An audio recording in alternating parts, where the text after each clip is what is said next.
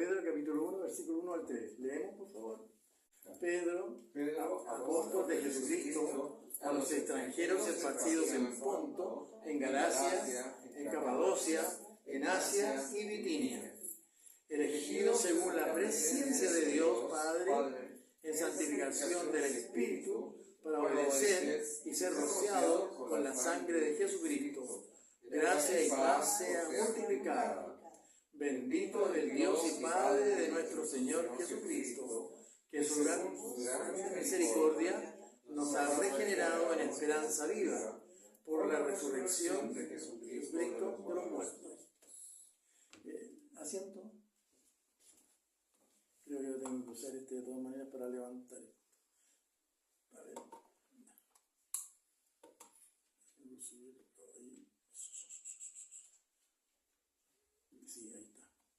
está. Si hay algo que es sumamente importante que nos pide nuestro Dios, es que nos pide que andemos en integridad de vida. Eso es una petición, pero súper tremenda que nos hace el Señor. ¿A quiénes? A los esparcidos en Capadocia, qué sé yo. Todos nosotros pertenecemos a este grupo de personas a las cuales este libro ha sido escrito. Si nos fijamos bien, al principio dice, apóstol de Jesucristo, ¿a quiénes? A los extranjeros esparcidos de Ponto, Galacia, a los que están más allá de donde yo estoy escribiendo, por lo que está diciendo ahí. Y que fuimos elegidos para santificación gracias a la obra preciosa del Señor Jesucristo. ¿Qué nos está pidiendo, qué nos está diciendo a cada uno de nosotros? Y ¿saben? Él nos habla a todos los creyentes que estamos en este mundo, a cada uno, a ti, a mí, a cada uno. Nos pide esto, que andemos, como decía, andemos en integridad de vida. Y en 1 Pedro capítulo 3, versículo 16 dice de esta manera, teniendo buena conciencia, para que en lo que murmuran de vosotros, de malhechores, sean confundidos los que blasfeman vuestra buena conversación en Cristo. Pero vamos a partir por el principio, ¿qué es integridad? Y yo googleé y aparece dice, es la capacidad que tienen las personas de actuar según sus principios y valores de manera constante en cualquier situación. De nuevo lo voy a leer. Es la capacidad que tienen las personas de actuar según los principios y valores de manera constante y en cualquier situación. Aunque no aparece la palabra integridad en este versículo, ¿no? Nos habla de llevar una vida recta, coherente con nuestra fe. De manera que demos testimonio del lugar donde nos encontremos. No importa el lugar donde estemos, siempre donde estemos, debemos dar testimonio de nuestra fe. Y en 1 Pedro 3:15 dice de esta manera, sino santificad al Señor Dios en vuestros corazones y estar siempre aparejados para responder con mansedumbre y reverencia a cada uno que os demande la razón de la esperanza que hay en vosotros. En cualquier momento, alguna persona nos va a preguntar por qué somos cristianos o por qué somos como somos, en fin, cualquier pregunta que nos hagan, tenemos que de alguna manera hablar. Y por lo tanto, nosotros tenemos que dar testimonio. Y hermanos, creo que todos nosotros tenemos que dar testimonio en los lugares donde nos encontramos. ¿Y cuál es la sociedad que nos rodea? El trabajo. Estamos junto con muchos otros. En el barrio, en los estudios, en el hogar. Y algo realmente importante. En el trabajo se nos dice siervos. 2 Pedro 2:18 nos dice de esta manera, siervos, sed sujetos con todo temor a vuestros amos, no solamente a los buenos y humanos, sino también a los rigurosos. O sea, en el trabajo tenemos que comportarnos de una manera diferente, podemos decir, o básicamente lo que tenemos que hacer en un trabajo tenemos que hacerlo con excelencia, buscando siempre la manera de mejorar en el puesto que hayamos sido puestos. Disculpen ¿cómo se llama eso? Redundancia. Realmente. Porque, ¿saben? A veces voy a contar un hecho, ¿ya?, que sería negativo en un primer momento, pero pienso que tiene una parte diferente. Era nuestra hermana María, no me acuerdo del apellido, le puse Meneses, pero no me acuerdo exactamente el apellido de nuestra hermana. Ella está con el Señor, estuvo con nosotros. Realmente le voy a contar. Un día llegó muy triste a la iglesia. Y era una tristeza tanto que dijéramos lo que dijéramos, ella se largaba a llorar. Nos llamaba la atención, me llamó tanto la atención que yo me acerqué y Elvita me dijo, ¿qué es lo que le pasará a la hermana María? ¿Por qué de esa manera? Y ella, me acerqué y le pregunté a hermana, ¿qué es lo que le sucede? Me sucedió hoy día una cosa tremenda y no sé cómo actuar. ¿Qué pasó? Es que, ¿saben? Yo llevo más de 10 años trabajando en el laboratorio donde estoy. 10 años.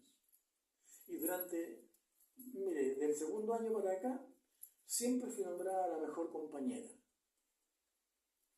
Todas las veces era la mejor compañera, la mejor compañera. Año tras año.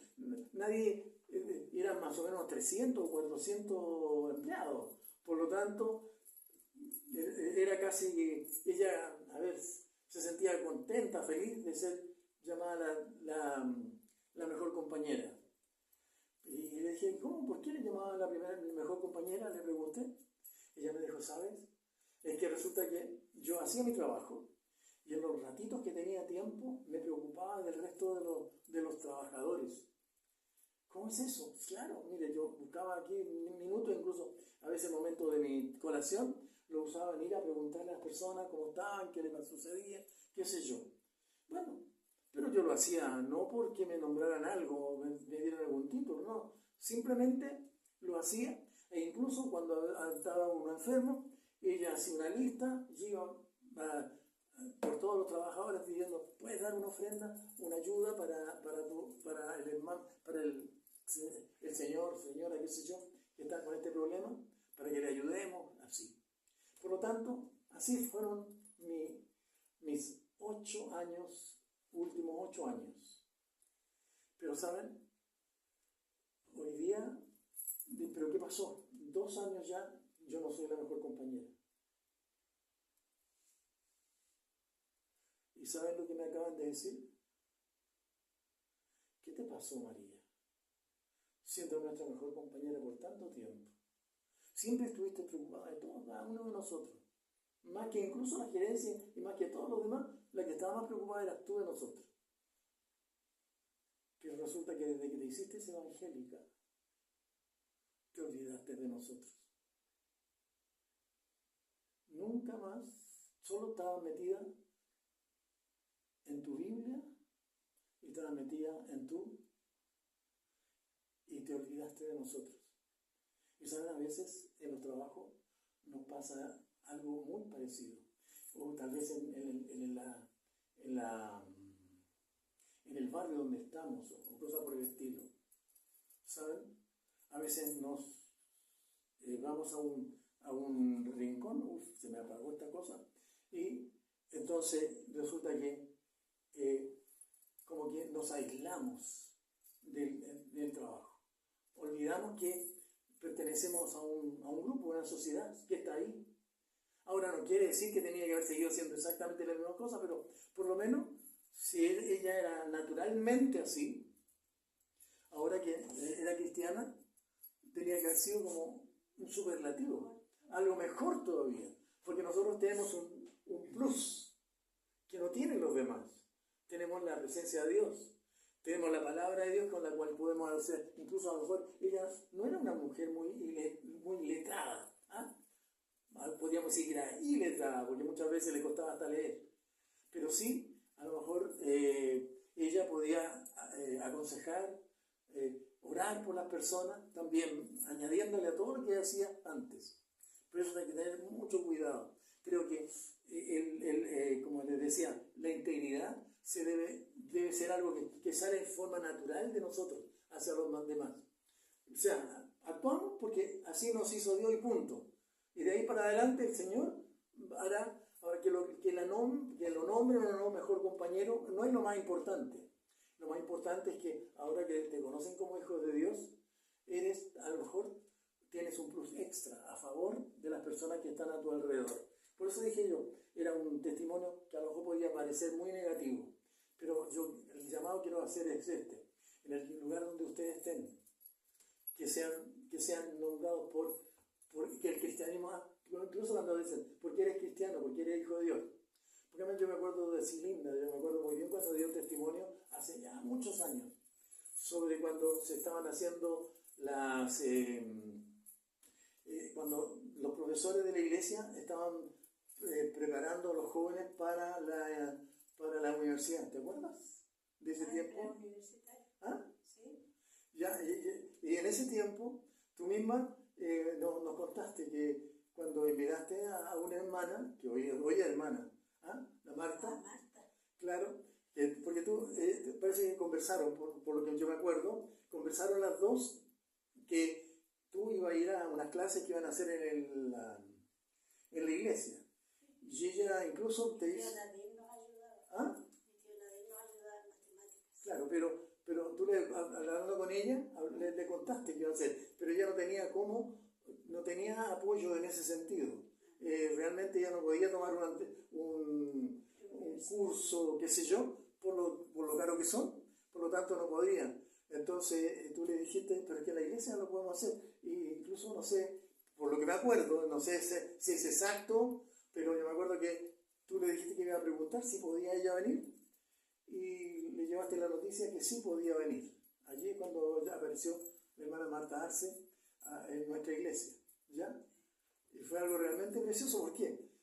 Ahora, o sea, ¿cuántos años habían estado juntas como compañeras? No sé, pero ya ahora, con ese hecho de haber hablado de la universidad, tú permitías que dieras testimonio, no solamente dieras testimonio, sino que apoyaras a otra persona que estaba en el mundo en este minuto.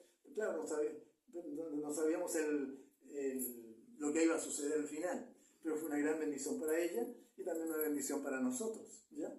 Porque ha sido una mujer realmente bien importante en los coros, digamos, y en todo lo que hacía, tanto ahí en la iglesia en Maipú, ¿no es cierto? Y allá en el sur, todo lo que ha trabajado no solamente su familia. Y en el colegio mismo, en el colegio hispanoamericano, ¿no es cierto? Fue cuántas veces... ¿Ah? Claro, por eso te digo. Por eso digo, ¿se fijan ustedes? O sea, hermano, cuando actuamos de la manera que corresponde, el Señor no solamente bendice nuestro trabajo, ¿no es cierto?, o nuestro actuar, sino que también somos de bendición para otros.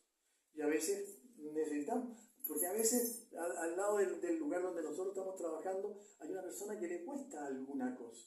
Y a lo mejor nosotros podríamos, si a eso no nos cuesta tanto, podemos nosotros de alguna manera apoyarle para que logre entenderlo, comprenderlo según la necesidad que tenga y podamos hacer que esa situación se mejore gracias al testimonio que da el cristiano en el trabajo.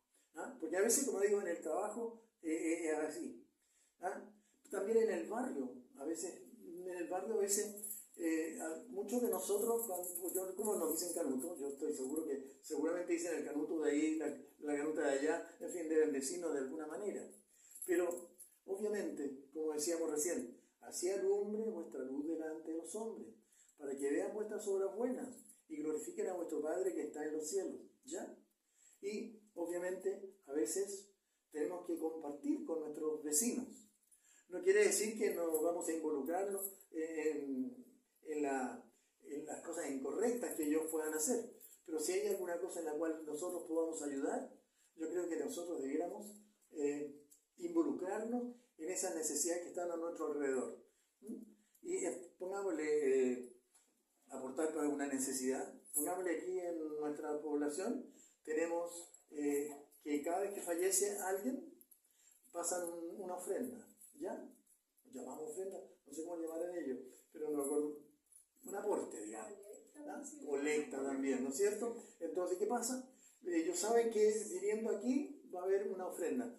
no será muy grande, pero lo suficiente como para que podamos, o sea, saben que aquí nunca va a faltar que estemos apoyando. Yo me acuerdo que cuando tuvimos que hacer algunas partes, unos arreglos aquí si ustedes se han fijado que está la vereda, de nuestra vereda, está, ustedes lo han visto. Y no sé si se han fijado que al ladito hay como una parte de cemento, un poquito como anchando, poniendo más ancho la vereda. No sé si, ese es un detalle nomás.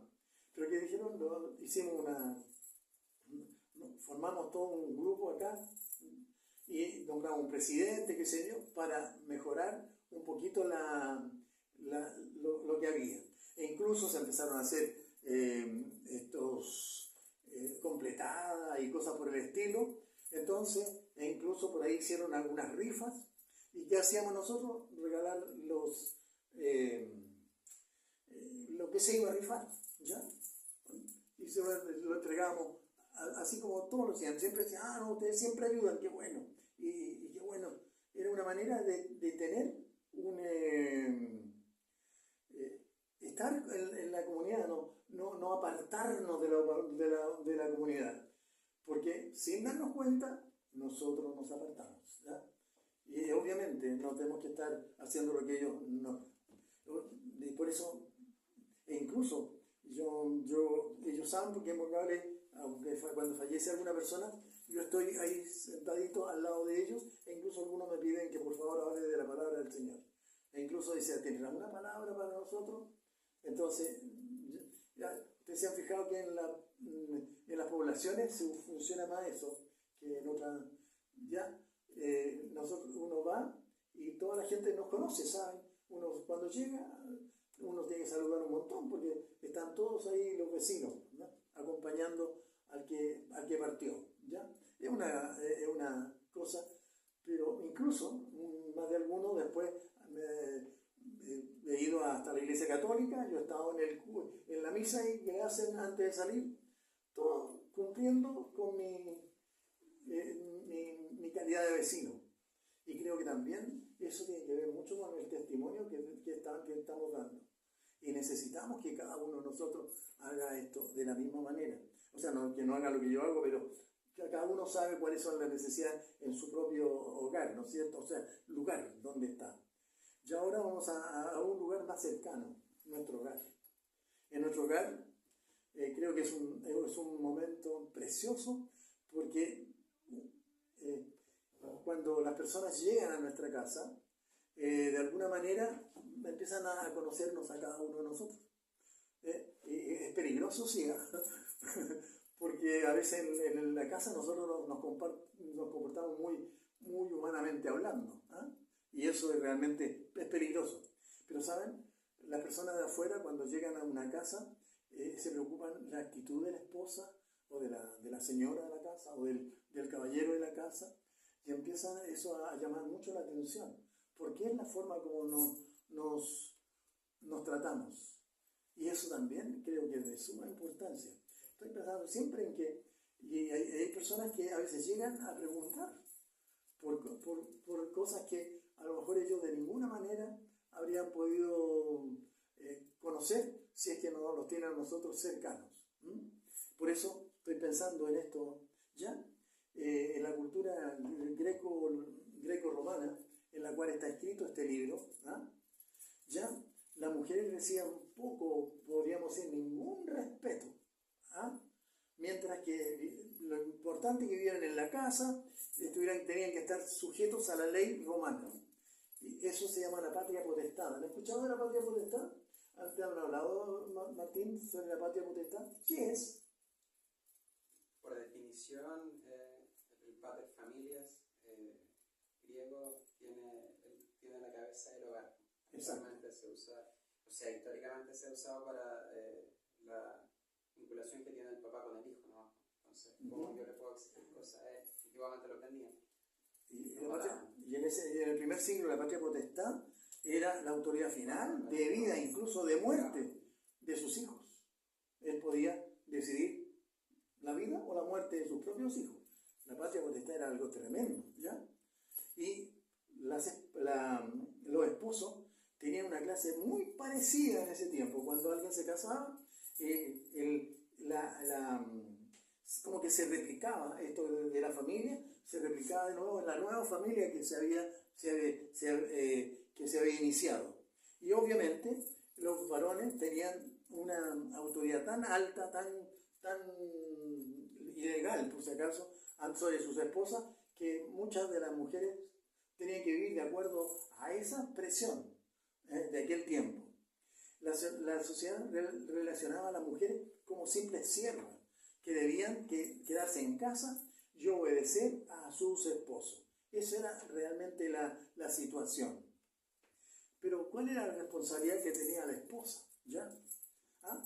Si una mujer llegaba un día a conocer el Evangelio, ¿saben? Esa decisión de cambiar de religión por su cuenta podría resultar en un grave maltrato de parte tanto del marido, especialmente si no era salvo. Era una situación muy terrible. Cuando ocurría, como decíamos, la conversión, la esposa debía responder a su esposo a fin de que pudiera... y si se casaba y la persona con la que se casaba no era cristiano, porque aquí entramos en un problema bastante fuerte también.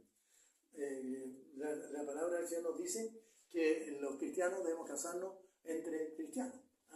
Los hijos de Dios deben casarse con hijos de Dios, ¿ya? Pero resulta que muchos a veces dicen, no, si yo voy a salvarlo, o yo voy a salvarla. Nos queremos salvadores o salvadoras, ¿ya? A veces así, no, si yo voy a salvar. Hay que tener mucho cuidado. Pueden estar muy enamorados, pero resulta que no llega nada más que... Ahora, recuerden que la salvación es algo de Dios, para beneficio para beneficio de los hombres. Cuidado, nosotros tenemos que orar. Mientras no se convierta, no digan que sí. Eso es lo más importante, ¿eh? Pero, ¿qué dice la palabra del Señor en 1 de Pedro, capítulo 3, versículo 1? Asimismo, vosotras mujeres, sed sujetas a vuestros maridos, pero para que también los que creen a la palabra sean ganados sin palabra por la conversación de sus mujeres. Está hablándole de algo realmente importante. Es la sumisión. La esposa creyente tiene responsabilidad de permanecer con su esposo incrédulo, siempre y cuando él decida mantener la unión y ella no debe divorciarse, ¿ya? Pero dice la Biblia en 1 Corintios 7:13, y la mujer que tiene marido infiel y él consiente en habitar con ella, no lo deje. Esa es la orden para las damas. Realmente es tremendo, ¿ya? Y hay varios versículos más, pero con ese creo está claro. Pablo continúa diciendo que los cónyuges no salvos se benefician de las bendiciones divinas de sus cónyuges. Salvos, si reciben de las bendiciones que sus cónyuges salvos reciben de parte de Dios. Como dice en 1 Corintios 7:14, porque el marido infiel es santificado en la mujer, y la mujer infiel en el marido, pues de otra manera vuestros hijos serían inmundos, pero ahora son santos, dice la palabra del Señor. Sin embargo, si un esposo incrédulo no quiere permanecer con su esposa creyente, ella no tiene que obligarlo a quedarse, porque tal intento solo podría producir perturbación, y los creyentes no estamos llamados a paz, no a hacer la guerra. Y a veces yo he visto matrimonios que parecieran que estuvieran en guerra todos los días. No sé si han escuchado ese dicho que se dice que la peor guerra es aquella donde los enemigos duermen en la misma cama. Es una manera de decirlo, esposo y esposa. Debe ser algo realmente tremendo, ¿ya? Pero también nos dice en el 7:15, dice, pero si el infiel se aparta, apártese, que no es el hermano o la hermana sujeto a servidumbre en semejante caso. Antes a paz nos llamó. Cuando el vínculo se rompe bajo tales condiciones, el creyente es libre para volver a casarse en el Señor, igual que en el caso de la muerte. Esta es la segunda cláusula por la cual nos podemos divorciar, tanto el hombre como la mujer. ¿Ya? Ustedes dicen la primera es por adulterio, pero la segunda sería en este caso cuando el inconverso no quiere pertenecer, no quiere estar con nosotros, ¿ya? Seguir casado. ¿Ya? Porque dice está claro que en Gálatas 3:17 dice, 2:27 dice de esta manera: porque todos los que habéis sido bautizados en Cristo Jesús, de Cristo estáis vestidos. Y en el 28 dice: porque no hay judío ni griego, ni siervo ni libre, no hay varón ni hembra, porque todos vosotros sois uno en Cristo Jesús. Eso tenemos que darnos cuenta. Tanto hombre y mujer estamos en la misma condición. Sin embargo, les ha mandado a las mujeres tener ciertas obligaciones con sus esposos, lo que Pedro identifica como sumisión, fidelidad y modestia. Tres cosas que deberían ser notables, es lo que nos enseña el capítulo 3 de Pedro, ¿ya? Por lo tanto, ella debe ser sumisa y fiel, es lo que nos dice la palabra. Mientras que en 1 Pedro 3:1 dice de esta manera: así mismo vosotras mujeres, sed sujetas a vuestros maridos. Y en el versículo 2 dice: considerando vuestra casta conversación, que es en temor, así como lo son las autoridades civiles. Si nosotros no tenemos que obedecer las leyes, pongámosle, del tránsito, tanto hombres y mujeres tenemos que hacer exactamente lo mismo, someternos, en el mismo sentido. En el mismo sentido debe someterse la esposa al marido. Y el apóstol Pablo también enseñó que las esposas deben someterse al liderazgo de su esposo. Y eso es realmente importante. Pero aclaremos un poco el punto sumisión. Yo sé que cada vez que se habla de este tema, yo me acuerdo muy bien que estaba haciendo un tema a las damas y toqué este punto de la sumisión y luego sentí un bastante fuerte. ¿Cómo será que no es que lo hayan dicho suavecito, sino que todas chillaron rapidito? ¿Ya? Bueno, la sumisión, por si acaso, no implica inferioridad moral de ninguna manera. Somos unos en el Señor, ¿ya? Y eso tenemos que fijarnos bien. Tampoco es inferioridad intelectual, porque a veces hasta las mujeres son más intelectualmente más altas que uno, porque cada uno tiene sus ¿cómo puedo decir así? No sé cómo explicarlo. Porque a veces hay maridos que son de una manera, pero hay damas que lo superan desde el punto de vista intelectual. ¿Ya? Intelectualmente, claro. ¿Ya? Y más encima, obviamente, si es creyente, obviamente desde el punto de vista espiritual. ¿Ya? Y por eso tenemos que, en ningún lugar, tanto en el hogar, trabajo, donde estemos, no somos diferentes, estamos todos a un mismo plano, ¿no? Nadie es más que otro. Pedro también se refiere específicamente a vuestros maridos. Indica la intimidad matrimonial y señala que el apóstol no estaba mandando a las mujeres a ser serviles. Eso es lo que tenemos que tener. A todos los hombres en todo contexto. Eso también debe quedar muy, muy claro, ¿ya? Porque algunas personas piensan que eso es ser sumiso, es ser serviles, de ninguna manera. Por lo tanto, también Pablo establece el diseño de Dios para la autoridad y la sumisión en las funciones de hombres y mujeres dentro de la iglesia. En 1 Corintios 11:3 dice: mas quiero que sepáis que Cristo es la cabeza de todo varón, y el varón la cabeza de la mujer, y Dios la cabeza de Cristo. Este es la posición de cada uno, ¿no es cierto? O sea, nosotros, Dios primero, el varón y la dama. Y podríamos añadir, ese es el orden de Dios para la familia, ¿ya? Y eso es sumamente importante, ¿ya? Por lo tanto, la mujer debe tener una actitud encantadora, amable y sumisa. Creo que es la mejor herramienta de evangelización que se tiene en el hogar, especialmente si el esposo es inconverso, Porque estamos pensando en un matrimonio, digamos, que se casaron y de repente llegan a la iglesia y llega ella nomás, no llega él. Y entonces ahora la mujer puede ganar a su esposo sin palabra, como está diciendo esta primera parte. Pero, ¿cuál es la actitud que debe tener ella? No es servil, pero sí puede ser una actitud encantadora, amable y sumisa. Creo que sería muy bueno esta parte. Y obviamente también ella tiene que ser modesta. Es lo que sigue en el versículo que sigue, dice: este texto no prohíbe que las esposas peinarse su cabello, usar joya o ropa bonita. La esposa del Cantar de los Cantares, si vamos allá, estaba hermosamente adornada, como por ejemplo en Cantares 1, 10, 4, 11 y 7 muros. No voy a leer estos versículos, pero la verdad nosotros nos damos cuenta de ellas. Sin duda, es posible también, y esto también tenemos que tocarlo, que la apariencia de una mujer que está desaliñada, sin adorno, podría avergonzar y desalentar a su marido, obvio. Y a veces algunas damas se dejan estar. Yo creo que no debieran dejar, ellos deben mantener su apariencia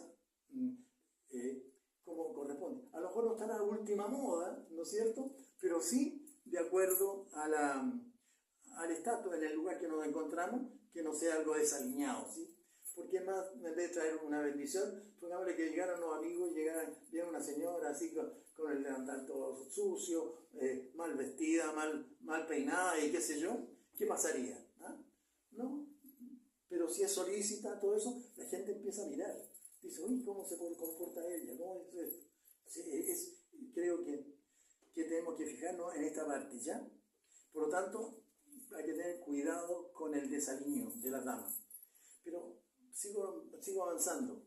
La responsabilidad del esposo, nos habla aquí en el capítulo 3, versículos 8 y 9, ¿ya? E igualmente se refiere esta vez, ¿saben ustedes? Que un punto que me llamó la atención, que el hombre también debe aprender a tener sumisión. Tenemos que estar sometidos a nuestro esposo. ¿Habían empezado?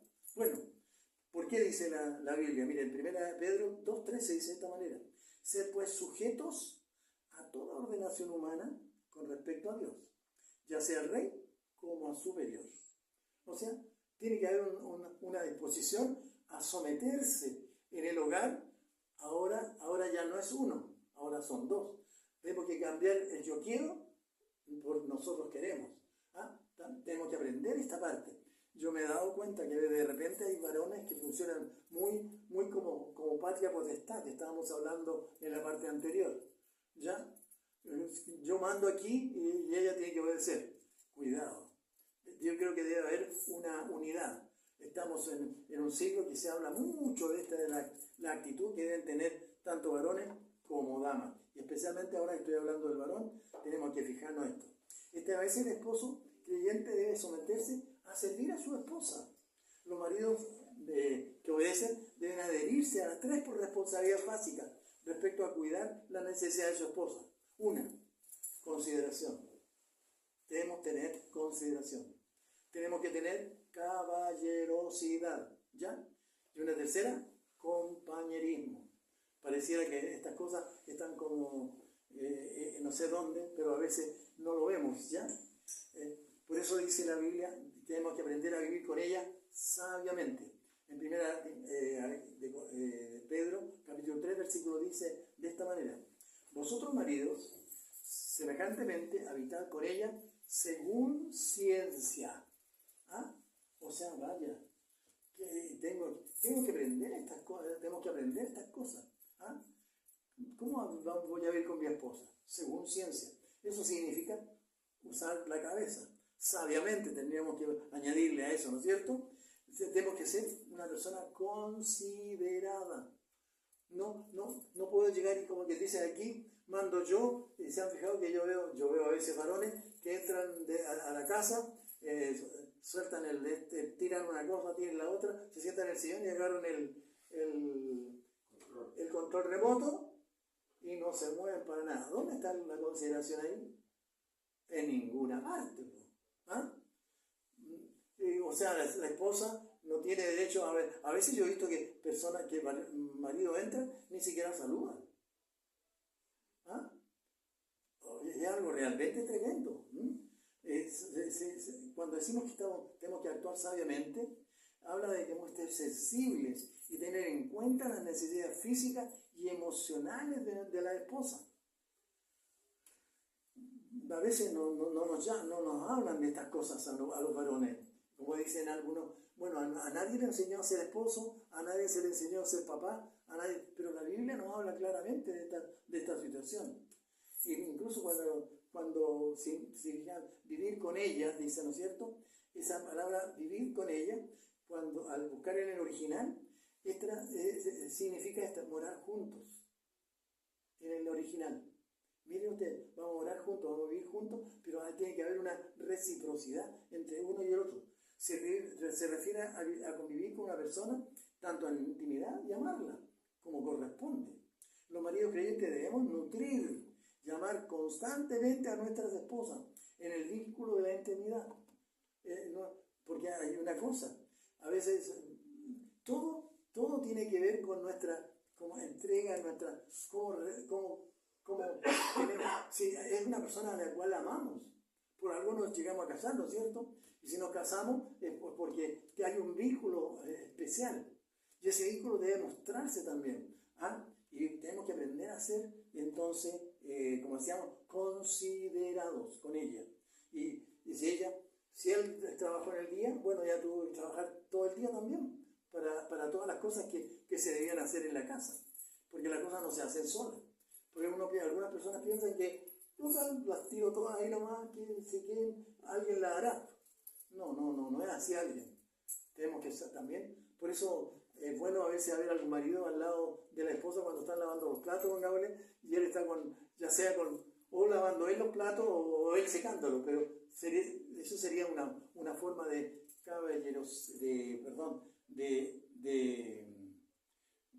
de consideración. O sea, si voy a descansar yo, descansemos juntos, ¿ya? Te ayudo un rato y cada uno de los dos vamos a poder sentarnos a ver una película, a conversar, qué sé yo. También hay otra cosa que debiera notarse en los varones es esto, caballerosidad, ¿ya? ¿Qué significa eso? Dando honor a la mujer como vaso más frágil. Es algo realmente importante, ¿ya? ¿Qué significa eso? Porque cuando decimos dando honor a la mujer más frágil, porque ellas son herederas como de la gracia de la vida. Ella es creyente, yo soy creyente, ambos somos creyentes. Y debemos aprender a ser caballerosos con nuestras esposas, comprendiendo que ella es un vaso más frágil, ya que así lo dice la palabra, dando a la mujer como vaso más frágil. ¿Se fijan ustedes? No significa que la esposa sea intrínsecamente un más débil de carácter o algo por el estilo, o de intelecto, como decíamos. Pero las mujeres no son inferiores a los hombres, recuerden, de ninguna manera. Solo quiere decir que ellas, por lo general, poseen menos fuerza física. Eso es lo diferente. ¿Por qué creen ustedes que hay en los deportes básquetbol para hombres, básquetbol para mujeres? Nataciones para hombres, nataciones para mujeres. Porque ambos no tienen la misma, unos son más frágiles que otros. Y así es simple, nada más. Y por lo tanto tenemos que fijarnos en eso. Si nos damos cuenta, sí, vamos a poder comprender mejor. También necesitamos que sea este tercer punto, compañerismo. El vínculo que se establece a partir de las relaciones afectivas de los esposos es la actitud de quienes se acompañan y se apoyan entre sí para lograr un fin. Estamos logrando un fin, hacer que el matrimonio funcione, para que el matrimonio avance, porque nosotros somos herederos juntamente con ella de esta verdad maravillosa. Vamos camino al cielo y vamos a ir como quien dice, tomémonos de la mano. Hay un versículo que dice que es bueno cuando van dos, porque si alguno de ellos, uno cae, ¿qué pasa con el otro? Lo levanta, lo ayuda, lo apoya. ¿Y cuántas veces hemos visto a la esposa apoyar y ayudar a su marido? Ahora, pero ¿cuántas veces hemos visto a los varones que estén apoyando y ayudando a su esposa? en el mismo sentido. ¿Ah? Y hay que ver, a veces yo he visto que algunos reclaman, mire lo que le está pasando, ya, pero cuidado, tengamos mucho cuidado. Con esto en mente, los esposos cristianos deben no solamente de ser proveedores y protectores sacrificiales de sus esposas. Hay varios versículos de los que yo quisiera leer, pero estoy compartiendo. Por eso es necesario, aunque nuestra esposa no sea creyente, nuestra actitud para con ella lo va a notar que es parte del cristianismo que nosotros tenemos. Y también tenemos que ver una advertencia que nos da el mismo versículo 7 dice, para que vuestras oraciones no sean impedidas. ¿Se dan cuenta? Nosotros como varones debiéramos mirar, pensar en esto. Realmente necesitamos que a lo mejor se nos abra un poquito nuestra mente. Tenemos que amar a nuestras mujeres, pero también tenemos que hacer con ellos. Debemos actuar sabiamente, siendo considerados, debemos ser caballerosos, pero también compañeros. ¿Ah? Uno que está al lado del otro, para que ella se apoye en uno y para que uno se apoye en ella. Porque hay que ver cuánto los varones necesitamos ser apoyados, ¿ya? Ahora, como conclusión, como ciudadanos del cielo, como extranjeros esparcidos en este mundo, nosotros aquí en el fin del mundo, si llegamos a tener nuestras esposas, que ellas deben ser encantadoras, amables, sumisas, ¿no es cierto? Mientras que nosotros debemos ser considerados, caballerosos y compañeros. Hermanos, debemos ser personas íntegras para la gloria de Dios y para el beneficio espiritual de lo que nos rodea. Porque no hay nada mejor que cuando uno llega a un hogar y uno nota que todos de alguna manera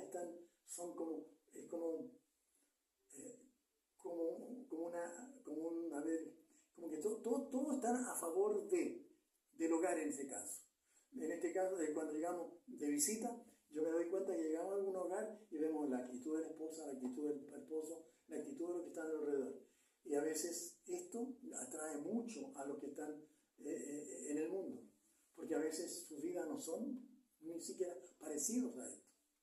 Y podría ser un buen principio para que algunos lleguen a ver, como ellos son evangélicos, ¿será que su evangelio los hace ser de esta manera?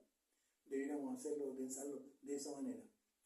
Hermanos, que el Señor nos cuide, que el Señor nos bendiga.